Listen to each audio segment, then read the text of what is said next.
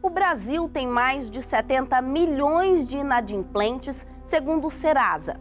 Por lei, qualquer dívida pode ser cobrada judicialmente caso o devedor não responda a alternativas para dar fim ao débito após ser contatado.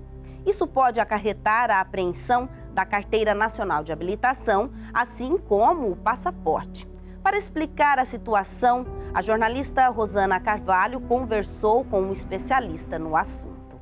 Daniel Neves, mestre e doutor em Direito Processual Civil pela USP, afirma que as medidas executivas atípicas têm papel importante para a quitação de dívidas e explica para quais tipos de devedores essas medidas são aplicadas. A execução ela não se presta a sancionar ninguém, a punir ninguém. Então, a ideia aqui não é essa. Ah, você não paga? Então eu vou ferrar a sua vida. Não. A execução ela não tem esse propósito. A execução ela tem o propósito de satisfazer o crédito. Tais medidas têm por objetivo inibir a inadimplência do devedor. Porém, existem aqueles que blindam o patrimônio, sendo que o patrimônio é uma das alternativas da Justiça para a satisfação do débito. Coloca o patrimônio em nome de laranjas, em nome de terceiros, colocam o patrimônio em paraísos fiscais, de maneira que a execução não consegue alcançar esse patrimônio. Então, para esses devedores, a gente vai aplicar essas medidas de execução atípicas, que são medidas exatamente que buscam criar percalços no dia a dia do devedor, criar incômodo no dia a dia do devedor, para que dessa maneira ele, de alguma maneira, se convença que o melhor a fazer é pagar a dívida. Mesmo com a blindagem do patrimônio, Daniel afirma que a Justiça ainda consegue detectar aqueles que agem de má-fé, pelo simples fato do padrão de vida que levam. E hoje não basta ser devedor, né? Você parece que tem que ser um devedor ostentação.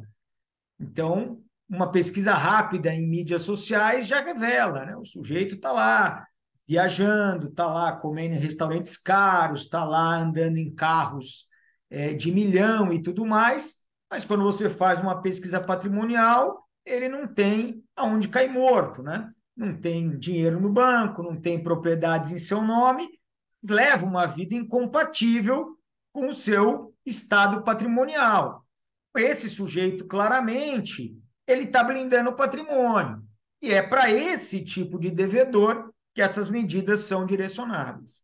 De acordo com Daniel Neves, as medidas atípicas devem ser deferidas e mantidas enquanto se mostrem útil, de modo a convencê-lo ser mais vantajoso pagar a dívida do que sofrer a punição.